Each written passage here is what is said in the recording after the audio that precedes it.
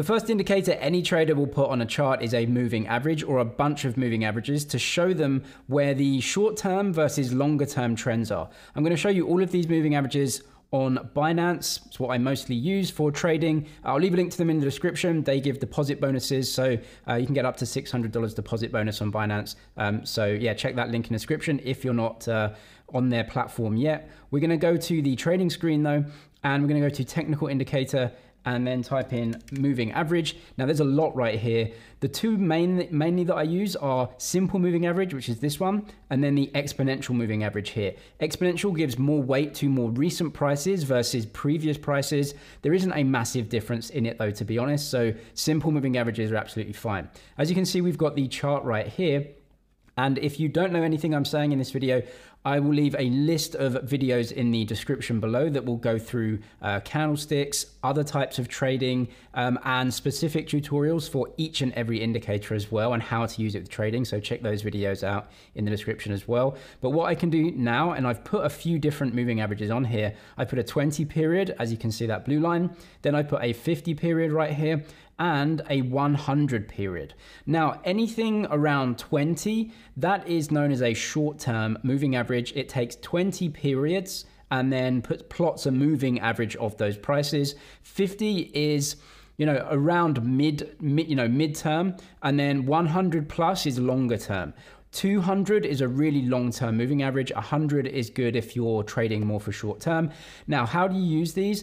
Essentially, what you want to do is identify trends and areas where trends are changing. What you can see here is that all of these moving averages are pointing down, indicating we are in a downtrend. All three are pointing down together. And so what you want to do in a downtrend is essentially sell any rips. You can see where the price moves into these moving averages and it doesn't break through very much. That is a area where you trade with the trend and sell in order to buy back lower. You can do that with futures. If you're just selling, then obviously you just want to sell right here. Now, what you can also do is use those moving averages to show you a divergence of the trend. As you can see, what's happened here with the price is that the shorter period, the 20 and the 50, are starting to move upwards and actually through the 100 period. That tells me that the short-term trend is to the upside and it may actually be starting to break through the downtrend. So when you get this, when the price breaks through the moving averages or the moving averages themselves break through the longer-term moving averages, you can potentially enter long trades here and try and benefit from essentially the momentum of a break of these moving averages upwards. And then you can time these trades to kind of get in at this level and then potentially out at this level or carry on as you were. So that's how you use moving averages. Very simple, but really effective. Timestamps in the description for each of the indicators if you want to go back or skip forward as well, as long as all of those other videos and resources as well. So the next one is MACD, moving average convergence divergence. Sounds strange, but it's actually really simple. It just tells you what the moving averages are doing. And this is important because without visually seeing what the moving averages are doing, whether they're converging together or diverging away from each other, the MACD tells you where the momentum of the price movement is. This is really important for short-term trading. So what we can do is go down to the 4-hour chart. I'm going to reset this, and then I'll show you exactly what the MACD can actually show us. We're going to zoom out a little bit, and the MACD shows you the momentum of the price move. So you don't just look at the price and say, well, the price is going up, so that's a good thing, I'm going to go long. You actually look down here at the MACD. So you come over to indicators, type in MACD, and then it will come up at the bottom. Now, the MACD shows us the momentum of a particular price move. This is really important for identifying peaks and troughs in a trend.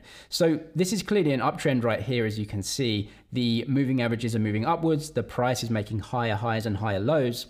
But what you don't want to do in a trend is buy the top of each trend, because that you just get a really bad price. And then as you can see, the top of each trend, what happens? The price moves back down to that trend. What you want to try and do, obviously, when you're trading with a trend is to buy the trough or the area where it bounces. Now, how do you know this? Just by looking at the price.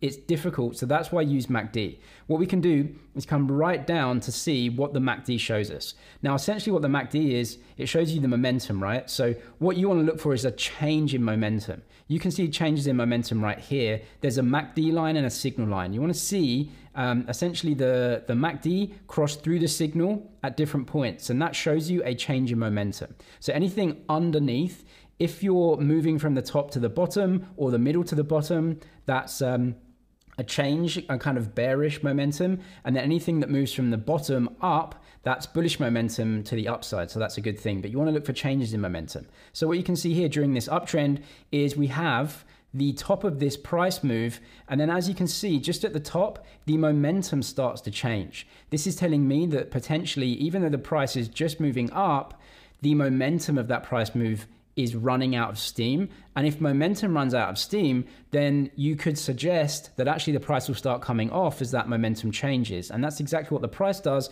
And that's exactly what MACD shows us. Now at the bottom here, when we get a move down, you want to wait for that momentum to change. You want to wait for the downward momentum to change so that you can more easily time the bottom of this move into another upswing. And obviously buy low, sell high, you're going to do well there. You can see as well, looking right down on the MACD, we get this bearish momentum, and then the momentum starts to change where the signal crosses back through. The histogram is also telling us we're moving right down here from bearish into bullish. And so you want to time that with the momentum of the move. And that's how you trade short term, is looking at momentum of this trade. So that's how you time the actual bottom. You can see the momentum starting to change to the upside, and then the price follows as well. So looking through for momentum is really great when trading short term, trying to actually get better entries, either for short term trades or just getting better entries for accumulating over time. Next up is RSI, Relative Strength Index. Again, this is showing us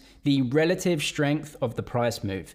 It's great to look at prices, but what you're really trading short term is the relative strength of a move, and you're trying to identify an area where the relative strength is going to change, and that gives you the price moves to piggyback on. So when you see the momentum or the relative strength of an either up move or down move, once that's changing, that gives you a signal to say this may be a change in the price, and then obviously you can make your moves that way. So with relative strength index, as you can see down here, go to indicators, type in RSI or relative strength. Now what we have is we have an indicator where we have two dotted lines, one at the bottom, one at the top. So anything above 70, as you can see, this is considered what's known as overbought, where the relative strength is very near the top end. And in order for the price, let's say the price is going up. So as we can see here, we have this move right here, the price is going up, and the relative strength is also going up, and that's great. But once the relative strength moves up into the 80 kind of signal area, what that tells us is for the price to continue moving upwards, there has to be an extreme amount of relative strength in that move. Now, that may happen, and it can happen for a long time, but after a while, for every market, at some point, the price move has to come to an end. As the price moves up enough, people are going to say, I'm happy to sell here, and so they may sell into the price movement. And so what you're doing with RSI is saying, anything above here, I'm just going to be careful going long, because as you can see right here, it's telling you that the relative strength of this move, if it is to continue, has to be extremely high. And that's just less and less likely over time. And as you can see here, this was a great indicator right here to say this move needs so much more momentum to keep going that it probably won't. And you can see the price moves back right here. So great to see that the RSI told us, yeah, this move's probably done right now, and it did pull back a little bit. Now, conversely, what you can see by selling is as we get bearish and we move down into the lower 20, so 20 or below, that's known as oversold. So that's when the momentum to the downside is so extreme that it has to be even more extreme to continue the downward movement in price. And so yes, that can happen, but often what happens is that eventually the price gets to a level where people say either I'm done selling, or buyers come in and say, actually, I'm going to buy at this price. And you can see the price moves down, and then eventually the RSI tells us right here, the momentum is starting to change, move to the upside a little bit, and you can use that RSI. You can see you can get in at this level right here for the price. The RSI moves back up and you can ride that move, go long, and then sell on that little jump right there. So RSI is really good to show you a strength of the move, whether it has to continue or not. And then you can use the RSI to tell you this is a good time to get in or out. Fibonacci is something that you can use to identify areas where the price may actually pull back within a trend. Fibonacci uses a mathematical formula. It's kind of a pattern or trend formula. It's known as a Fibonacci retracement level. So what you can do here is you need a low and a high price within a trend. So this is the BNB price, literally most recent price. And what we can really easily identify here is a low and a high within this trend. Now, if you're trading longer term, a little bit longer term, and you're looking out and you're saying, is now a good time to get in? Or where will the price pull back to? Because as you can see, there are always pullbacks towards a trend that are opportunities to actually get in with the next move in mind. You can use all of the previous indicators that I talked about. Fibonacci is great to look, for me personally, I have a little bit of a longer time frame. So we come up to the left-hand side. This is actually a drawing, and we're going to look at Fibonacci retracement, which is this one right here, and click on this. What you want to do is go from the absolute bottom of the trend to the top of the trend right here, and just click that over. Now, as you can see, we have a lot of different lines which are known as Fibonacci retracement levels. Now, I have a specific video on Fibonacci retracement because this is a little bit more complex. I'll link it in the description. It goes through a complete trading strategy and all of the ins and outs of it, exactly what it is. But what we have, you can see these three green lines. These are the Fibonacci retracement levels that most people trade to. Now, from the bottom to the top, you can see this dotted line just about, and that is obviously the trend. Now, this trend actually follows it fairly well. So it's a really strong, good trend to the upside that the Fibonacci is tracking right here. And the midline, this kind of dotted line you can see here, actually trades with the trend very, very well. So that's kind of a decent level to see, is the price trend actually keeping towards that? Now what you can see here is that there was a breakdown of this trend line. So when that happens, you have to say to yourself, where's the price going to go? Well, Fibonacci is something that people use. As you can see here, we actually hit this Fibonacci retracement level, this first retracement level right here, very accurately. So when the price breaks down and you think, where is the price going to go? Well, you look at the Fib retracement levels and you say, it could go to this one, or the third one.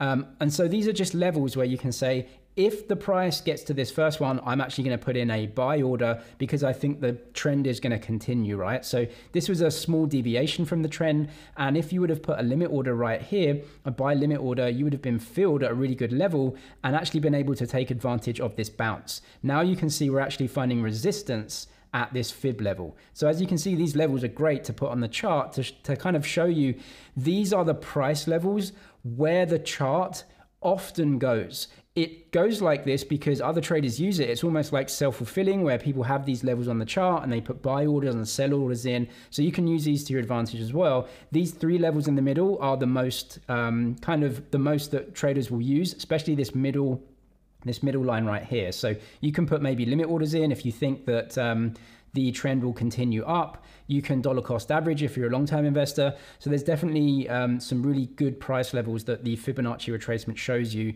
So you can understand where the price probably will gravitate towards. If you want to know way more about that, I'll leave the trading strategy video in the description. If you're trading short-term as well, you really need to know where to place your stop loss to protect your downside so you don't get really wrecked in a trade. Now, you can use a lot of the previous indicators that I've shown. They're really good to understand, especially Fibonacci. Like if the price gets here, I don't want to be in the trade or anything like that.